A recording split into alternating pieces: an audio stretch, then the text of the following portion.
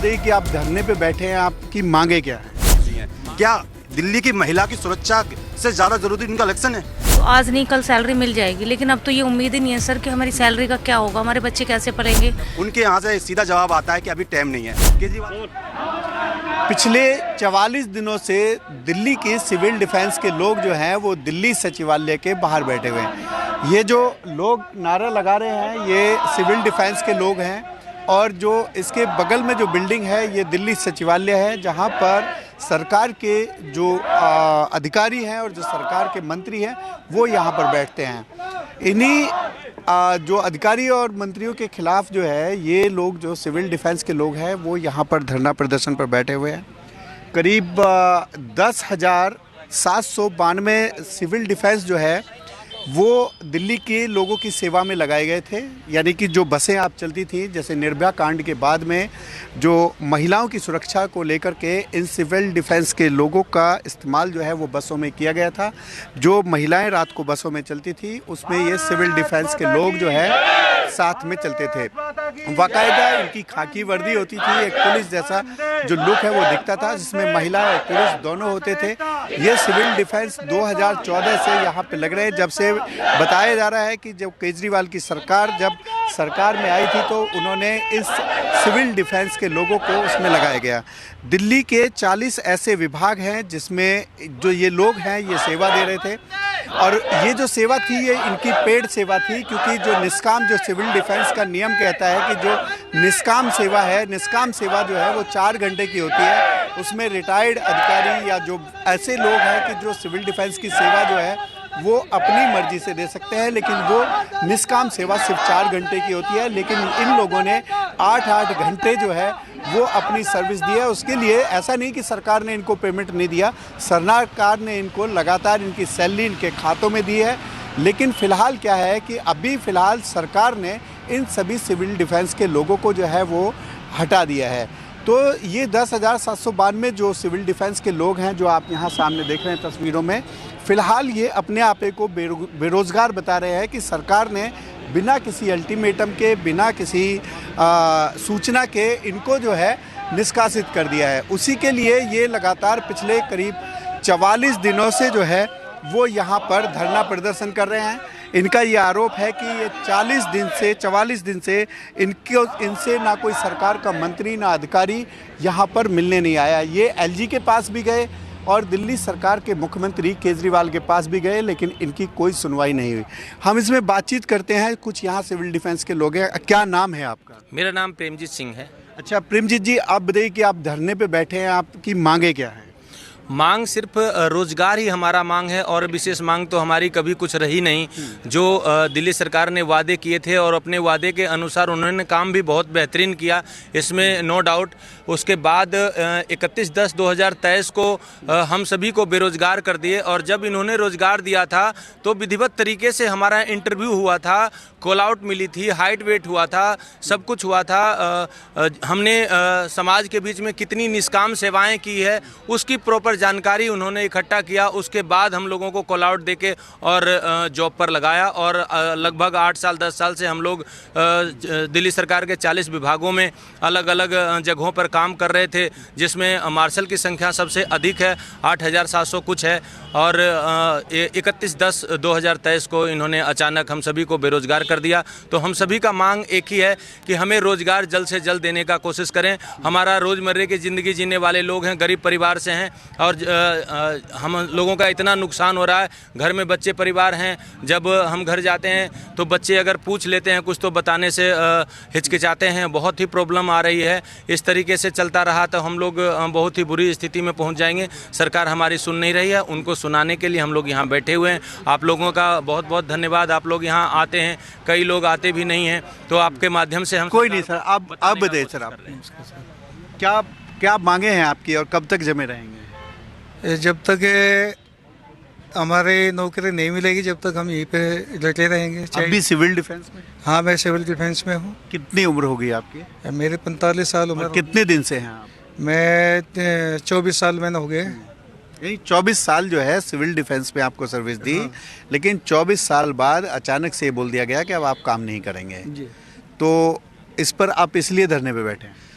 हाँ, इसलिए धरने पे बैठे हैं। और बाकी हमारे जो जवान बैठे हैं, हमें उनका भी इतने वो है समर्थन देना है कि हमारे जो जवान बैठे हैं, और यही हमारी ताकत है जो हमारे जवान यहाँ बैठे हैं। बिल्कुल। अब बताइए सर, धरने पे बैठे हैं, क्या लगता है कि आपकी आवाज़ पहुंच रही है? जी पहुँचेगी, क्योंकि हम ये लोकतंत्र पर भरोसा करते हैं और संविधान पर भरोसा करते हैं। और गांधी जी की जो नीति थी उन्होंने कहा था हमसे, और केजरीवाल भी साहब कहीं ना कहीं संविधान पे ना भरोसा करते हैं, क्योंकि उन्होंने धरने पे बैठ के ही आंदोलन करके ही उन्हें सरकार बनाई थी। तो क्या हम आंदोलन करके अपनी नौकरी वापस नहीं ले सकते?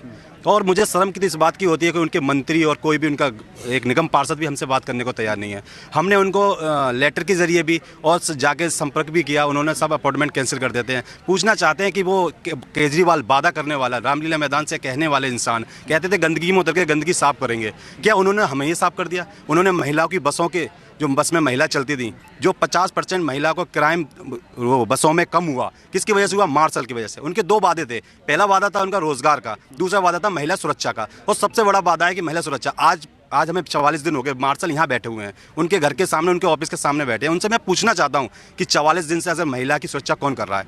अगर आज बस में निर्वात जैसा कोई कांड हो जाता है तो उसके जिम्मेदार एलजी साहब होंगे या फिर केजरीवाल साहब होंगे, उसकी भरपाई कौन करेगा? उस मिले एलजी साहब से भी मिले आप? हम उनको कहनी चाहिए कि लिखित में भी हमने दिया और लेटर से भी दिया और मेल भी किए। उनके यहाँ से सीधा जवाब आता है कि अभी टाइम नहीं है। केजरीवाल साहब के यहाँ से जवाब आता था कि इलेक्शन में बिजी हैं। क्या दिल्ली की महिला की सुरक्षा से ज़्यादा जरूरी इनका इलेक्शन है?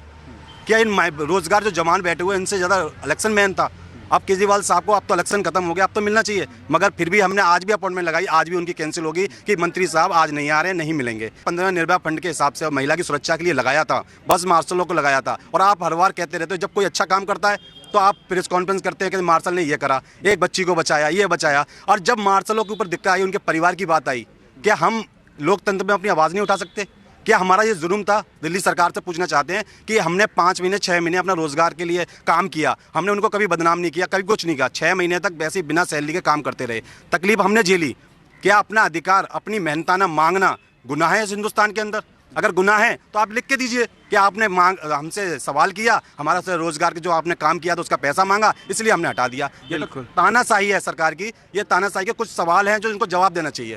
पहली बात तो रोजगार इन बच्चों ने, क्या हम पूछना चाहते हैं सरकार से कि सरकार हमें एक चीज़ बताए, क्या हम आप वो तो कहते थे कि बहन दिल्ली की बहन है, मेरी बहन है, बेटी है, माँ है, बच्चे हैं और दोस्त हैं मेरे, कहाँ गए वो सब उनके सुलोग? बिल्कुल, सबके साथ कुछ ना कुछ सेंटिमेंट, कुछ और भी लोग हैं। आप बताइए मैडम, आप भी सिविल डिफेंस में थे? अच्छा, आपको भी हटा दिया गया? सबको हटा दिया गया है। तो कैसे मैनेज कर रहे हैं आप? सर कुछ भी नहीं मैनेज कर रहे हैं, यहीं पे आके बैठते हैं। अब एक उम्मीद है कि हम जब इतने दिन से यहाँ कर रहे थे तो एक उम्मीद है कि सभी लोग, सभी बहन भाई सब बैठे हुए हैं कि जिस तरीके से चल रहा है चला रहे हैं।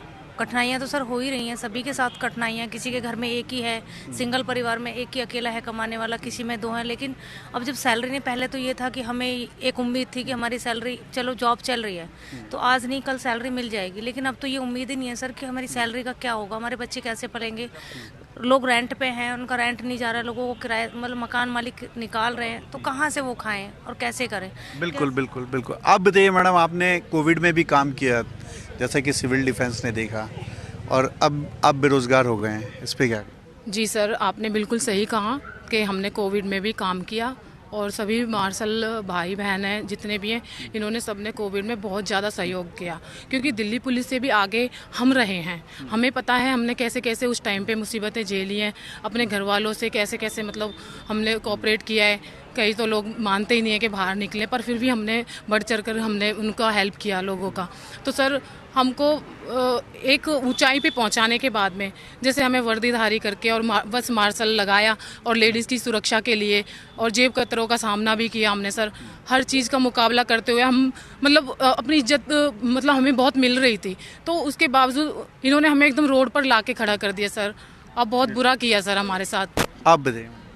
जी सर, मैं सबसे पहले आपका धन्यवाद करना चाहूँगी, आपके चैनल के माध्यम से हमारी आवाज़ सरकार तक पहुँचे।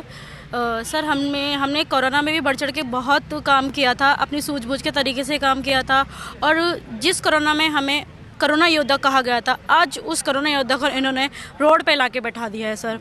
और हमें हर चीज़, घर चलाने में कितनी दिक्कतें हो रही हैं, घर परिवार में बहुत दिक्कत हो रही हैं, और हम इतने तरीके से मार्शल की ड्यूटी करते हैं, हमें 4 साल हो गए मार्शल की ड्यूटी करते हुए। अपनी सूझबूझ के तरीके से हम महिलाओं की सेफ्टी करते थे, महिलाओं को सुरक्षा देते थे, और प्लस जैसे बुजुर्ग होते थे और प्रेग्नेंट लेडी वगैरह होती थी, उनको भी अपनी सूझबूझ के तरीके से उनकी हेल्प करते थे। लेकिन इन्होंने तो हमें बिल्कुल ही बेरोजगार कर दिया है सर। बिल्कुल, लोग जो हैं वो परेशान है इस बात को लेकर के, उनका रोजगार चला गया। कुछ और भी है। आपका नाम क्या है? सर मुकेश नाम है मेरा। मैं रोहिणी सेकंड डिपो में बस मार्शल था। और सर पिछले 7-8 सालों से सेवा कर दे रहा था, जनता के बीच में महिलाओं की सेवा कर रहा था। और अचानक दिल्ली सरकार ने 31 अक्टूबर को एक, वो तो सही है, वो तो आपको समझ में आया, बाकी साथियों ने भी बता दिया। अब ये बताइए कि अब ये लड़ाई कब तक लड़ेंगे? सर जब तक हमारी मांगे और हमारा रोजगार वापस नहीं देगी दिल्ली सरकार, तब तक हम अपनी एक जंग जारी रखेंगे। और अभी तक हमसे कोई ना मंत्री मिलने आए, ना कोई सरकार के विधायक मिलने आए यहाँ पे, जबकि दिल्ली सचिवालय के सामने बैठे हम। और हम प्रयास कर रहे हैं लगातार, और अब नहीं मिलते तो हम इनके घर पे भी जाएंगे, अपनी बात रखेंगे अनुशासन में। बिल्कुल, जो लोग हैं उनका यही कहना है कि हम चंद कदम की दूरी पे, जहाँ पर सरकार बैठी हुई है वहाँ से चंद कदम की दूरी पर हम लोग बैठे हुए हैं, लेकिन हमारी जो समस्या है वो कोई सुनने नहीं आ रहा है। इसी को लेकर के हम लोग धरना प्रदर्शन जो है हमारा जारी रहेगा, क्योंकि हमको कोरोना योद्धा भी कहा गया, और हमने जो बेटियों के साथ जो बदतमीजियाँ हो रही थी या जो स्नैचिंग हो रही थी उस पर भी हमने काम किया। अपनी जान की परवाह ना करते हुए हमने जो है हमेशा सरकार के साथ खड़े रहे, लेकिन अब हमें सरकार ने अकेला छोड़ दिया है। इनकी जो मांग है वो यही है कि उनको नौकरी दी जाए। हालांकि सरकार के पास इनका भी कोई बकाया जो पैसा है वो नहीं है, लेकिन इनकी मांग यही है कि इनको जो है वो नौकरी पर वापस लिया जाए। कैमरा पर्सन भरत सिंह रावत के साथ में मोहम्मद यूसुफ, न्यूज़ 24 दिल्ली।